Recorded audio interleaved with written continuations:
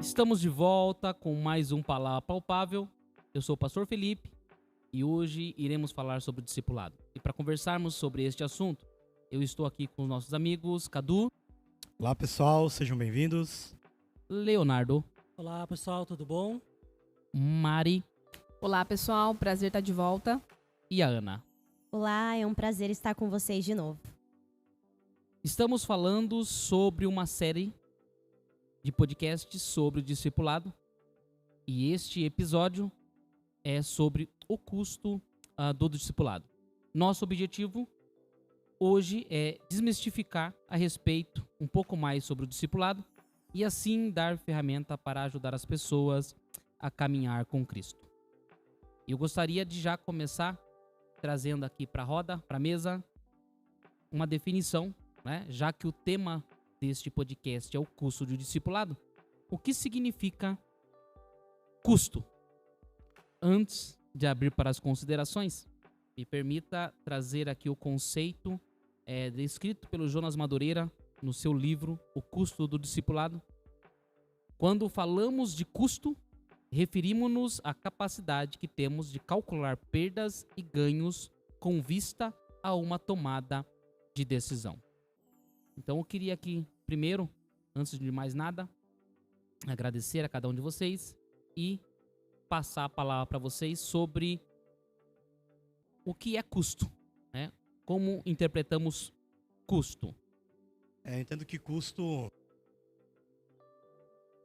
é a razão entre um benefício que você vai adquirir versus o que vai de fato ser tirado de você.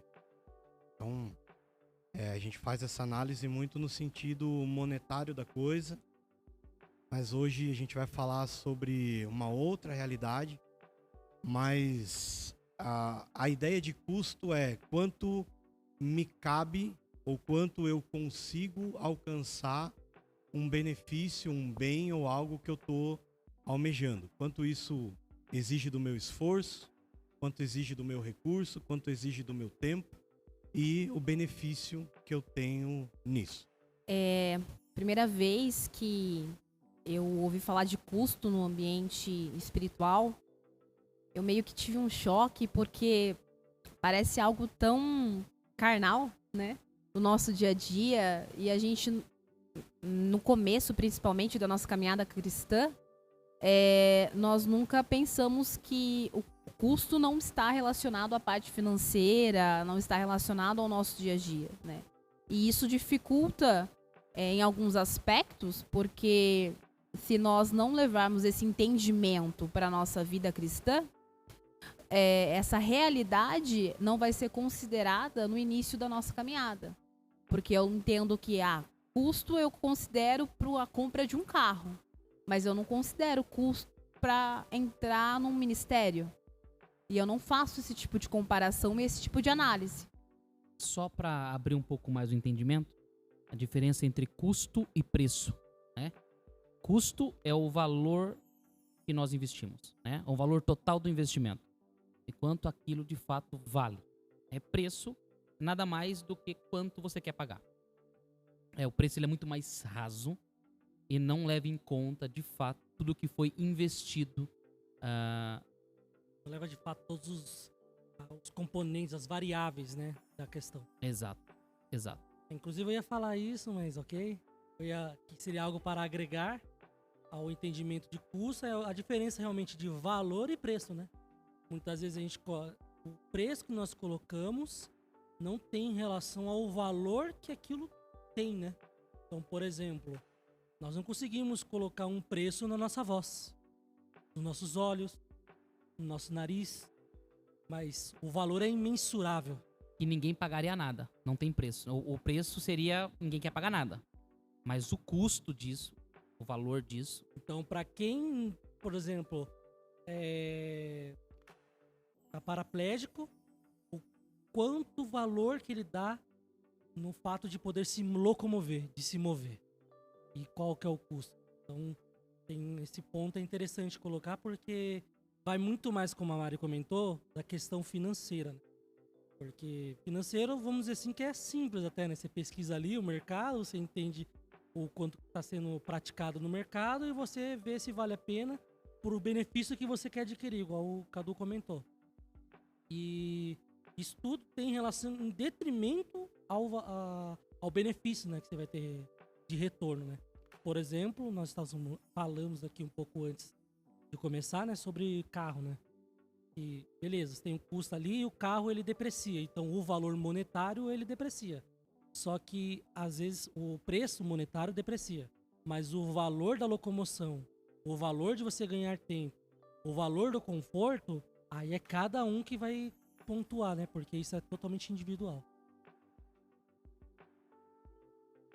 Pegando o gancho da Mari aqui em relação a trazer isso para algo espiritual, porque a gente vê muito carnal, mas o próprio Jesus, em Lucas, no capítulo 9, ele vai falar sobre o custo espiritual, trazendo um exemplo do dia a dia. Então ele diz, um construtor, quando vai construir uma torre, ele não mede antes, ele não para medir, para ver se realmente ele vai conseguir terminar aquilo, ou um rei, quando vai sair para uma guerra, ele não avalia antes se ele tem soldados o suficiente. Então Jesus ele traz um exemplo do nosso dia a dia, um exemplo carnal, de que qualquer coisa que a gente vai fazer no nosso dia a dia, a gente precisa avaliar. Será que eu vou dar conta disso? Né? Pegando o exemplo do carro, eu vou comprar. Será que eu vou dar conta de pagar as parcelas? Será que eu vou conseguir? Então Jesus aplica isso também para o espiritual, que há um custo e a gente precisa avaliar esse custo. Pegando esse raciocínio, e por que nós estamos falando de custo? Para que o ouvinte possa entender, é que muitas vezes quando nós olhamos para a Bíblia, olhamos para o Evangelho, olhamos na perspectiva de ser um cristão, dificilmente nós que estamos aqui na mesa, quando nós nos convertemos, nós tínhamos essa percepção de que havia um custo envolvido nisso. Eu vou dizer por mim, eu cheguei na igreja em 99, quando cheguei ali, e fiquei porque eu vim com os meus pais, e ali você se relaciona, e aí eu vim me batizar em 2003, 15 de novembro de 2003, mas sem essa percepção de fato do que era servir a Cristo. Então, essa percepção a gente veio ter muito mais tarde. E de fato, se perguntassem para mim o motivo ou o quanto custa servir a Cristo, eu não conseguiria responder naquela época, né? Porque servir a Cristo ou não servir a Cristo se limitava a ir para o céu ou a ir para o inferno. Então, se eu tinha que tomar uma decisão, melhor ir para o céu do que para o inferno. Então, estamos falando de custo, porque a próxima pergunta é sobre isso. Qual é o custo de seguir a Cristo para vocês? Pegando até um gancho no que você comentou agora, vou dar o meu exemplo também, e do que a gente acaba ouvindo de forma genérica, né? Não, é difícil falar que eu vou generalizar, mas é o que a gente acaba ouvindo, né? Por exemplo, alguém que chega na igreja, vamos colocar dessa forma, né? De forma bem simples. Alguém chega na igreja e o que ela ouve? Jesus vai mudar sua vida, Jesus vai te transformar, Jesus vai salvar seu marido, vai salvar seu filho, vai corrigir sua casa, ele vai te ajudar financeiramente. E aí você vê o quê? Somente os benefícios. Somente os benefícios. Você vai ganhar isso, vai ganhar isso, vai ganhar isso. E de forma, infelizmente, até mesmo secular, né? Algo que você consegue mensurar mesmo. Agora, passa-se o tempo e ao aprofundar-se no relacionamento com Cristo, aí o negócio azeda. Que aí você vê que não é tão simples assim. Não, ele vai ajudar, ele vai abençoar. Só que aí entra um ponto. Qual é a vontade dele? Aí talvez a gente já não consiga controlar. Aí um dos custos é a falta do controle. Porque agora Jesus ele perde o controle da sua vida. E pedindo controle, eu falo por mim. Ainda assim é uma dificuldade na minha vida, só que já venci muitas etapas. Só que eu, como uma pessoa muito metódica, controladora, é difícil você tirar a mão da planilha. É difícil você não ficar de olho lá, poxa, será que vai dar? Será que não vai dar? Porque aí entra a emunar, a confiança em Deus, a fé. E essa confiança, ela é completa, né? O Jonas Madureira, ele faz uma divisão muito interessante que espana bem essa questão do custo. Ele traz 3 visões. Ele fala do custo do amor, o custo do sofrimento e o custo do desapego. E a questão do amor entra muito no que o Léo falou, porque é o primeiro entendimento de quem é Jesus, né? Eu sempre digo isso, eu trago para mim, que a gente sempre vai se aprofundar mais nos temas, né? A gente sempre vai entender mais sobre amor, mais sobre fé, mais sobre discipulado. A gente ainda não tá num nível 100% e nunca vai estar. E esse entendimento de amor é entender o lugar de Jesus na nossa vida. Porque quando a gente chega, há uma misericórdia muito grande de Deus. Porque na maioria das vezes a gente vem por aquilo que Deus pode nos proporcionar. Nem sempre é por quem Ele é. A gente vai descobrindo quem Ele é ao longo da caminhada. É que Ele é muito bom. Então Ele tem muita misericórdia e Ele vai nos revelando pouco a pouco mais de si mesmo, mais do seu amor por nós. E quando nós colocamos Ele de fato no lugar que é dele, que é o primeiro lugar, e a gente diz isso com muita frequência, mas viver isso não é tão simples, porque de fato viver isso é entender que Ele não é mais uma pessoa, é entender que Ele é o primeiro lugar da nossa vida. E quando eu faço isso, eu abro mão de muita coisa. Eu abro mão das minhas vontades, eu abro mão do meu controle, eu abro mão de tudo que eu possa ter planejado para mim, porque eu vou seguir aquilo que Ele tem para mim, né? Então, viver de fato isso é muito difícil, porque nós temos vontades. Alinhar as minhas vontades com as vontades de Deus é uma das maiores dificuldades, eu acredito, de todo ser humano. E se submeter por completo à vontade dele é uma das maiores dificuldades do ser humano, né? E o custo do sofrimento, ele é fantástico, porque quando Jesus ele cita ali em Lucas a respeito de tomar a sua cruz, o que era cruz naquela época? Era um momento de humilhação, porque a pessoa, ao ser crucificada, ela pegava a cruz, fazia toda aquela caminhada, ela passava por um processo de humilhação. Então, é abrir mão do seu próprio orgulho, é abrir mão do seu ego, é abrir mão de si mesmo. E quantas das vezes nós queremos nos defender das pessoas, nos defender da opinião do mundo. Reputação, né? E exatamente, reputação é uma coisa forte, né? Então esse processo de sofrimento não é qualquer sofrimento, não é porque muitas vezes a gente vai pensar em sofrimento, não é qualquer sofrimento, é um sofrimento de abrir mão de mim mesmo, abrir mão das minhas vontades para viver o que Jesus quer. Perder sempre, né? Perder sempre. Independente do que vão falar, do que vão pensar a respeito de mim. E a respeito de desapego, apenas para poder fechar dessa linha do Madureira, no curso que a gente teve, foi ministrado de mordomia cristã, o Rômulo falou algo sensacional. Difícil ele contribuir assim, mas aquele dia ele contribuiu. Se nós tivermos o entendimento de que nós somos mordomos, de que tudo é dele e de que nós estamos apenas como administradores, eu não crio um apego nas demais coisas. Porque ele pega e tira a hora que ele quiser. Eu sou apenas um administrador. O meu carro é dele. O meu emprego é dele. Eu não trabalho para pagar boleto. Se eu estou onde eu estou é porque tem um propósito. Porque fosse para pagar boleto, serviria em qualquer lugar. Se nós tivermos esse entendimento, nós abriremos nossa mente para compreender que de fato somos mordomos, né? Então, nada é nosso. E esse desapego não toma um lugar do nosso coração. Porque, de fato, quem somos nós se tudo for tomado de nós?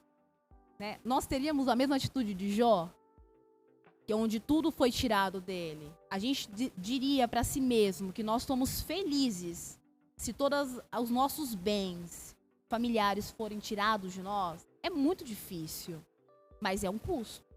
Bem-aventurados os pobres em espírito. Teve uma ilustração. Ilustração não, um exemplo real. Esse dia eu tava em casa e nós estávamos almoçando, eu, a Mi e as crianças. E surgiu um tema de uma aula que as crianças teve na aula, na escolinha.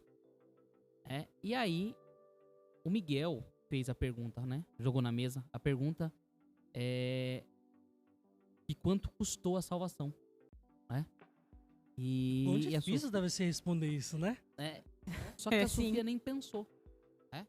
E ela falou assim, não custou nada. Foi grátis. E eu falei assim, custou tudo. E eu entendi o que ela quis dizer, porque ela pra estava nós não olhando custou. a ótica da Pra graça de que, de fato, ninguém sangrou na cruz. Mas na ótica do Deus Pai, custou tudo. Então, entra no custo.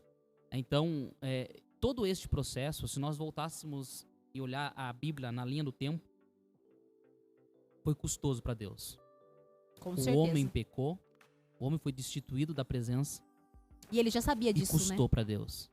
Ele, por amor a nós, custou para Deus. Inclusive a reputação, né? Sobretudo o Antigo Testamento, a reputação de um Deus tirano, que mata, que dizima nações, né? Por conta de querer ser adorado. É uma compreensão equivocada, né? Deixa eu aproveitar o assunto do custo.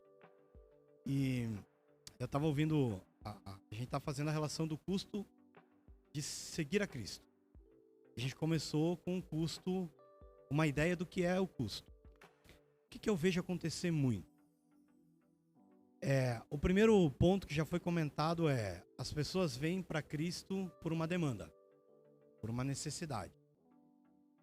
E com o passar do tempo, ao invés dessa demanda ser tirada, ela vai aumentando.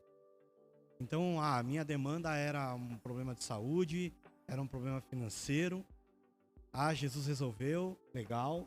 Agora a minha demanda pode ser um problema financeiro, um problema familiar, uma porta de emprego. E a gente vai sempre canalizando em Jesus essa necessidade, porque a gente aprendeu a barganhar, a gente aprendeu a banalizar, a gente relativiza custo. Então a gente humaniza a relação espiritual. Quando a gente olha para o custo de seguir a Cristo, é um custo total. É um custo espiritual no qual nós não tínhamos quando éramos criatura, né, e não filho. Nós não tínhamos esse custo, não tínhamos esse entendimento. E quando a gente passa a ter, a gente ainda atrela isso a um benefício. A ponto da gente ouvir que alguém desceu as águas do batismo, porque para tocar ou para cantar precisa ser batizado. Desceu as águas do batismo para ser inserido num contexto como se fosse a subida de uma escada. Então, eu recebo o batismo com o Espírito Santo, legal, ponto. Desço as águas do batismo, ponto. Participo da Santa Ceia, ponto. Sou dizimista, ponto. Então, a gente vai sempre pro lado do mérito, como se fosse uma escada que a gente vai subindo e ali a gente vai adquirindo benefícios com Jesus. E aí, para fechar, quando a gente olha para o custo espiritual, em determinados momentos, Jesus, ele olha e fala assim, acumulem riqueza no céu. Então ele está trazendo uma ótica que a gente precisa do Espírito Santo para entender. Que riqueza é essa no céu? A que custo a gente está vivendo o Evangelho ou vivendo o discipulado com Cristo? A que profundidade de custo? No raso a gente chega no raso. Às vezes custa estar na igreja, às vezes custa receber alguém. Mas existem níveis que a gente vai se aprofundando no relacionamento com Cristo. E o que me chama atenção nessa questão do custo do discipulado é que a gente vai fazer o custo segundo o parâmetro de Jesus. Que aí se você vai construir uma torre, se você vai para uma guerra, o custo de carregar a cruz. Então você vai dosando ali, você vai entendendo. Mas o relacionamento com Cristo, a grandeza de Cristo, que é essa que a gente não conhece quando a gente chega, essa grandeza vai transformando esse custo cada vez menor, em termos de quanto me custa. E a gente chega à conclusão que no contexto de conhecer a grandeza de Deus, é o que Paulo vai dizer: me custa nada. Tudo que eu tenho vai servir de adubo diante de Cristo. Então para quem está nos ouvindo, essa relação do custo, muitas vezes traz aquele entendimento de, puxa vida, eu vou, então vai me custar família, vai me custar trabalho, vai me custar... E gera o outro oposto. Essa amplitude de, num determinado momento, vai me custar à medida em que eu avanço uma vida ministerial e tudo mais. E do outro lado, não. Só o fato de eu andar com Cristo vai custar a minha família, vai custar o meu trabalho. E a realidade não é essa. O que vai custar, quando Cristo traz o custar tudo, depois eu quero explorar um pouquinho mais essa questão do custar tudo, eu entendo, a resposta que eu tenho vai custar aquilo que Cristo quer que custe no momento em que Ele precisa, para que a gente avance no conhecimento dEle. Então não é um trabalho, não é uma família, não é uma saúde, é simplesmente essa relação de Cristo tem algo maior, Cristo tem algo mais sublime. Até porque, Cadu, quando o texto que o Jonas Madureira utiliza para falar de custo, ele em nenhum momento ele está se opondo à família, né? E ele deixa isso claro, ele né? não está se opondo à família. Jesus, apesar de muitos utilizar desse texto para falar que Jesus ele foi contra a família, ele foi para dividir a família, não é sobre isso. É como se sugerisse uma troca, né? Ou a sua família ou a mim. mim. Não foi isso. De fato, o que Jesus está explorando no custo é aquilo que substitui Deus. Deuteronômio no capítulo 6, né? Um versículo, primeiro mandamento. E parece tão simples esse primeiro mandamento. Amarás o Senhor teu Deus. Peguei aqui 6, para não ficar nas minhas palavras.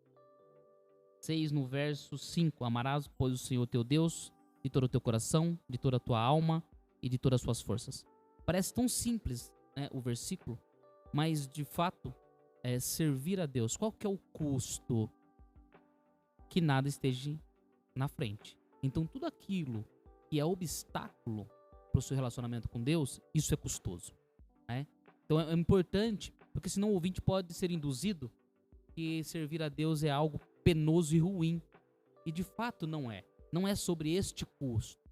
O custo é o que estiver entre nós e Deus, que esse é o apelo para o jovem rico, né? Esse é o apelo para a multidão.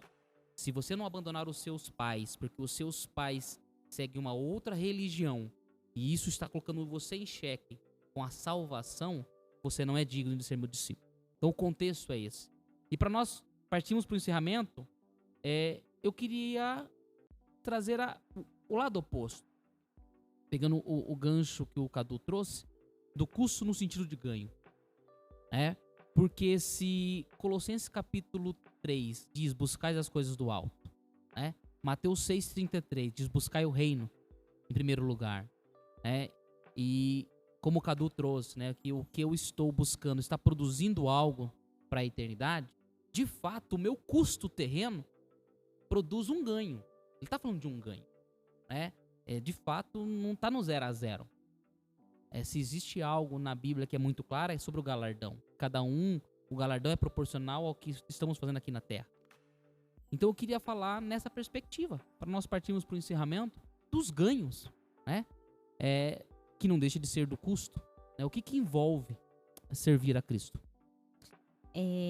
Além do galardão, que a gente está falando de algo futuro, também tem o ganho no presente, porque Jesus diz, eu vim para dar uma vida e vida em abundância, Não significa que nós só vamos ter flores e benefícios, mas significa que já é para agora. E muitas vezes, quando a gente olha para a palavra de Deus, a gente pensa, eu vou sofrer agora porque lá na eternidade eu vou viver algo com Deus como se Cristo não fosse o suficiente agora, E quando a gente olha para esse lado penoso que o pastor citou, nós podemos olhar do lado inverso como um casal de namorados, por exemplo. Quando você está apaixonado, você se move, você faz o que está no seu alcance, ainda que aquilo seja custoso, para que você esteja com a outra pessoa. E é uma consequência, você faz e muitas vezes nem pesa os ombros. Nem é algo assim, nossa, como eu sofri fazendo isso. Não, se você precisar andar não sei quantos quilômetros de bicicleta para ver outra pessoa, ficar na chuva, ficar no sereno, você fica porque você está apaixonado. E quando a gente leva isso para o nosso relacionamento com Deus, é sensacional porque nem isso a gente consegue fazer sozinho. É o próprio Espírito Santo que dentro de nós nos move a fazer por Cristo. Então a gente ama tanto porque Ele nos amou primeiro, que é inevitável que a gente vai fazer, né? Quando Jesus, ele fala, aquele que me ama obedece os meus mandamentos, né? Ele não está dizendo assim, olha, você tem que me obedecer e aí você vai mostrar que você me ama. É o contrário, é porque você me ama que você vai obedecer. É uma consequência. Então, quando existe algo que está entre mim e Deus, algo que está tomando o meu tempo com Deus, por mais que seja custoso, mas o próprio Espírito Santo vai nos mover nesse amor a ponto de a gente falar, como Paulo disse, eu considero tudo como perda. Porque quando a gente olha para a preciosidade de Cristo, Billy Graham ele vai dizer isso em uma das pregações, e ele fala assim, se o que está escrito nos evangelhos, se aquilo que os profetas disseram, se aquilo que Jesus disse for mentira, então você pega a palavra de Deus e você joga fora, você rasga, você desconsidera. Mas agora, se tudo isso que eles disseram for realmente verdade, então é a coisa mais valiosa do mundo. Então, se Cristo é o mais valioso, eu já tenho tudo. Então, qualquer sacrifício que eu precise fazer não vai ser nada comparado ao que eu já tenho aqui. O versículo em questão que já foi citado e que, inclusive, Ana comentou também, Filipenses 3:7, vai trazer também a resposta, né, do benefício, né? Mas o que para mim era lucro, passei a considerar como perda por causa de Cristo. Mais do que isso, considero tudo como perda, comparado com a suprema grandeza do conhecimento de Cristo Jesus, meu Senhor, por quem perdi todas essas coisas. Eu as considero como esterco para poder ganhar a Cristo. Isso é legal, porque Cristo é plenitude, né? Cristo é tudo. E muitas vezes, foi citado aqui também, né? Sobre o que para nós acaba estando à frente de Deus, é isso que acaba sendo custoso. E uma vez que a gente está tão imergido ali no Espírito Santo, no relacionamento com Jesus, muitas coisas realmente já não tem mais sentido nenhum. Eu falo por mim. Eu olho para trás e eu não tenho para onde mais voltar. Eu nem sei nem como que volta mais, na verdade. Porque é uma realidade tão profunda, mas é uma realidade tão maravilhosa, porque vai mais do que simplesmente, eu vou pro céu. Eu vou ter paz. Lá eu não vou ter choro. Isso tudo é promessa, mas isso tudo é possível viver uma alegria verdadeira, como nós estamos ministrando nesse mês de setembro, mas uma alegria verdadeira com Cristo. E é um benefício mais do que simplesmente secular, carnal, que você sente na pele, mas é uma alegria do Espírito Santo que habita em nós. Então, é o exemplo de Atos 16, quando Paulo e Silas estavam na prisão.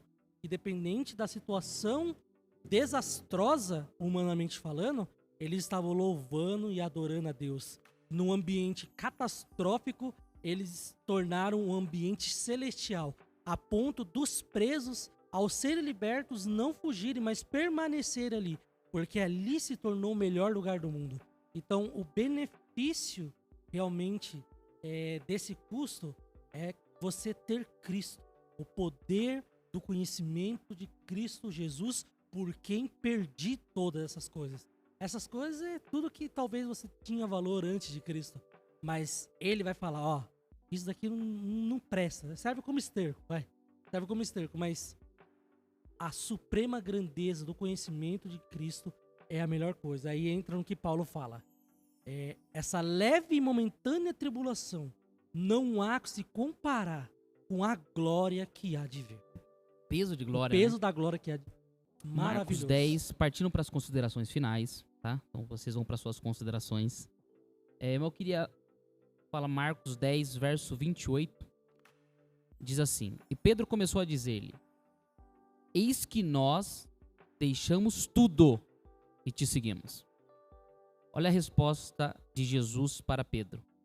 Jesus respondendo disse: em verdade vos digo que ninguém há que tenha deixado casa, ou irmãos, ou irmãs, ou pai, ou mãe, ou mulher, ou filho, ou campos, por amor de mim e do evangelho, que não receba 100 vezes tanto, já neste tempo, em casas, irmãos, irmãs, mães, filhos, campos, com perseguições, de fato, e no século futuro, a vida eterna. Então o próprio Jesus, ele já deixa claro, custo, é custoso. Temos perdas que envolvem perdas terrenas e não celestial. Mas partindo para as suas considerações finais, com poucas palavras, eu queria aqui falar sobre, de forma resumida, né, o que envolve seguir a Cristo. Há uma satisfação que pro mundo a gente parece louco. Não tem outra explicação. Porque quando a gente não está em Cristo, e eu falo isso porque a minha conversão ela aconteceu em 2020, então ainda assim é recente, há um vazio em nós e nós vamos preenchendo e só vai mudando o motivo. E a gente vai colocando sempre uma coisa atrás da outra para poder preencher aquele vazio. E quando nós estamos em Cristo, a palavra vai dizer que o Senhor é meu pastor e de nada terei falta. Então, se tem, tá bom. Se não tem, tá bom. Isso não muda o nosso estado de espírito.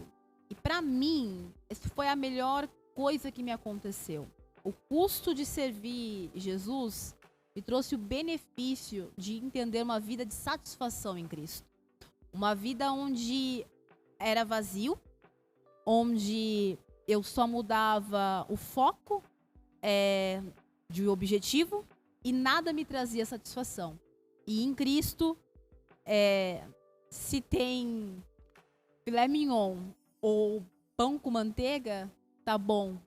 Mas não é pelas coisas. É porque em Cristo, não importa o que nós estejamos fazendo, já o amor dele nos completa. É muito louco explicar isso pro mundo. É muito louco colocar isso em palavras. Se não estiver dentro, para quem estiver nos ouvindo e não for cristão, deve pensar, esse povo todo é doido. Não tem uma outra justificativa. Mas o Senhor, ele traz essa paz, esse sentimento dentro de nós, que faz a gente olhar para o final do dia e falar, vale a pena viver isso. Sabe quando você come um chocolate muito gostoso e você assiste uma série muito boa e você quer que todo mundo faça isso, que todo mundo assista, que todo mundo conheça? Parece loucura a comparação, mas dentro do que a Mari estava falando e pegando o gancho, é mais ou menos isso, né? Porque para aqueles que não conhecem a Cristo, parece loucura mesmo. E é loucura mesmo. Imagina você e uma outra pessoa andando pelo mesmo caminho e quando vocês olham para frente, vocês enxergam um caminho longo. De repente, os seus olhos são abertos e você vê que tem um precipício logo à sua frente. E você começa a chacoalhar a pessoa desesperadamente e falar, abre os seus olhos agora e para de andar, porque senão você vai cair. E ela vai falar, você é louca. Porque existe um caminho gigante aqui na frente, mas você sabe porque você está vendo. Então essa satisfação de estar em Cristo, viver em Cristo, faz parte do Evangelho. É tão maravilhosa e tão suficiente que você quer que todo mundo viva isso. E de consideração final, o que eu posso dizer é, vale a pena. Nós cantamos aqui ontem, né? Estou gastando tudo, estou perdendo tudo por amor e com alegria. De fato, é uma alegria louca que não pode ser explicada, mas nós estamos perdendo tudo. E se quem está nos ouvindo quer um conselho, vale a pena. Estado de alegria. Você pega o Sermão do Monte que nós estamos estudando, é o bem-aventurados são. Então, os discípulos de Cristo são bem-aventurados. Então, e é legal que nas bem-aventuranças mesmo, todos eles têm uma recompensa logo em seguida, né? Então, com Cristo, não é uma vida vazia, não é uma vida sem propósito e que não tem um fim. Pelo contrário, é só o início da vida eterna. Então, o benefício do futuro da vida eterna, só que o benefício do reino dos céus que já está entre nós. E esse reino dos céus, essa cultura, é o que as pessoas vêm de longe e falam, eles são loucos, são malucos, impossível, o cara tá ali destruído, mas ele tá feliz, tá se alegrando, tá louvando a Deus, não tá reclamando, como assim? Porque no reino de Deus é tudo ao contrário, né? Aquele que perde é o que ganha.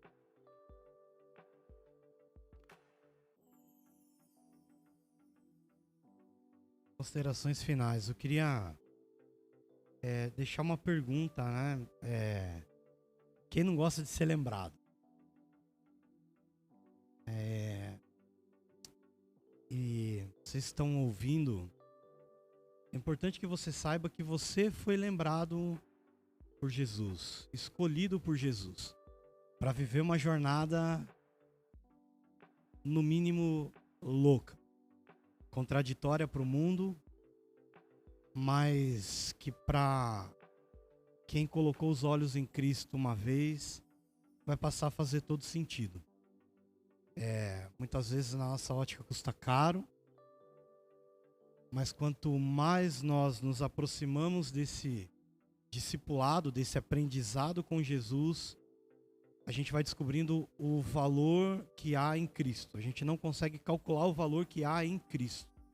Nele emana toda a criação, nele emana toda a virtude, e quanto mais a gente se aproxima dele, mais a gente se sente pobre em espírito, mais a gente quer chorar, não só por nós, pelas nossas limitações, mas para que o mundo conheça a Cristo e para que seja gerado cada vez mais discípulos de Jesus. Então a minha consideração final é: você foi lembrado. Se você está ouvindo esse podcast, tenha certeza que você foi lembrado, não só lembrado, mas escolhido por Cristo para viver com Ele uma jornada sobrenatural que aponta para a eternidade, para a glória, para algo que ninguém de nós tem condições de falar, mas que um dia há de ser revelado e será surpreendente em nome de Jesus. É isso. Uau! Aqui nós encerramos esse podcast. Eu quero agradecer Cadu, Léo, Mari, Ana, e espero que vocês que nos escutam tenham gostado. Então compartilhe com seus amigos, familiares e até o próximo episódio.